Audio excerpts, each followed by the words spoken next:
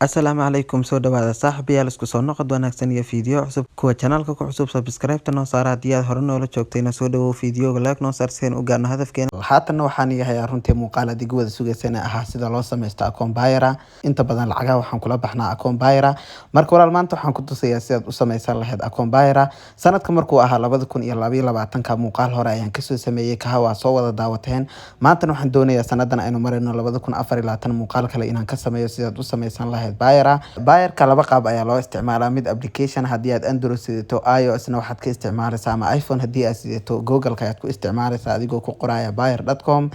laakiin wala labada qaab waa isticmaali kartaa laakiin aniga waxaan kula talinayaa inaad isticmaasho website ahaan ayaa kuu fudud waayo kan application ka lala soo dagayo ma fahmi kartid uu dhib badan yahay linkigiisa halka hoose ayaan kuu soo dhigaya waad ku soo dhufan doontaa automatically sidan ayuu kugu soo saari doonaa install waa markii aad la soo degayso weeyaan laakiin adiga waxaad ku dhufanaysaa kan labaad ee ku qoran tahay website sidan ayuu kugu soo saari doonaa wuxuu ku leeyahay create account cusub sameyso ama login account haddii aad hore u lahayd halka login ay ku qoran tahay ayaad ku dhufan doontaa haddii aad mid cusub aad sameysanaysana halka calaamada tilmaamayso create account ay ku qoran tahay ayaad ku dhufan doontaa sidan ayuu kugu soo saari doonaa step 1 waxa lagugu yiri gmail kaaga halkan gali ayaa lagugu yiri waa inaad gmail cusub u ahaada gmail ka aad ku sameysanayso buyer kaaga aniga haatan buyer account badan ayaan leeyahay laakiin for example ahaan ayaan kugu tusi doonaa walaal gmail cusub ayaan ku sameyn doonaa gmail kaaga markii aad sidaa u geliso ee sax lagu saaro halka calaamada tilmaamayso create account ay ku qoran tahay ayaad ku dhufan doontaa markii aad sidaa gmail ka aad u geliso walaalkood ayaa lagu soo diri doonaa waa ka inoo soo dhacay gmail kii ayaynu tagi doonaa 6 number ayaad soo gelin doontaa anigu haatan copy ayaan dhihi doonaa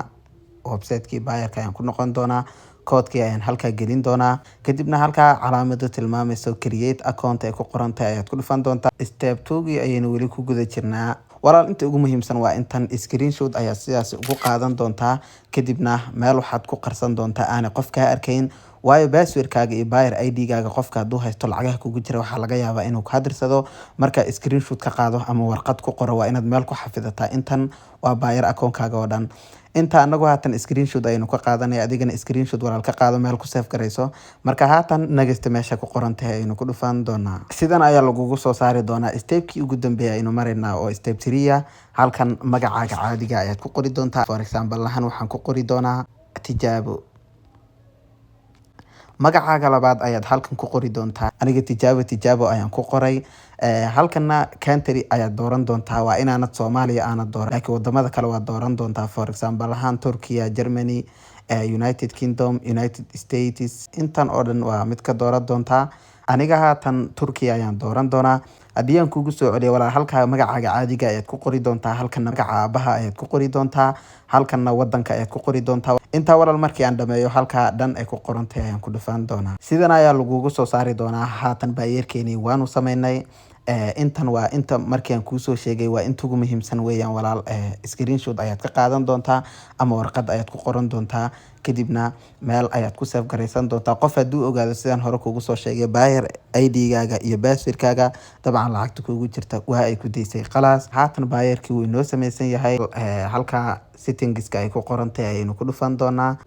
profile meesha ku qoran tahay ayaynu ku dhufan doonaa xaggana maalinta dhalatay aad gelin doontaa walaal halka maalinta dhalatay markaad geliso bishii aad dhalatay aad halkan gelin doontaa bisha 11aad bay iska dheh halkan waxaad gelin doontaa sanadkii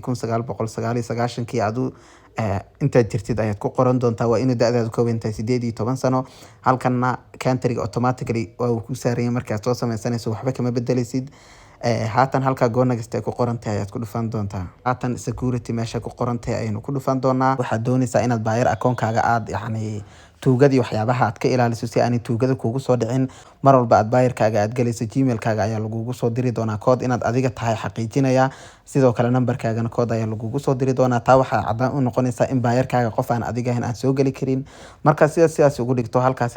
sendi code meesha ku qoran tahay ayaad ku dhufan doontaa intan ayuu kugu soo saari doonaa walaal halka ugu dambeysa always sendi code meesha ku qoran tahay ayaad ku dhufan doontaa kadibna confirm meesha ku qoran tahay ayaan ku dhufan doonaa for example ahaan waxaad gelin doontaa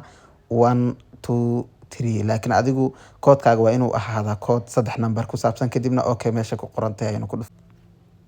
walaal markii aad geliso sidan ayaa lagugu soo saari doonaa hadda wixii ka dambeeya gmail-kaaga ayaa lagugu soo diri doonaa buyer-kaaga markasta haddii aad galayso taasoo kaga hortagaysaa qof aan adiga ahayn inuu buyer-kaaga aan soo geli karin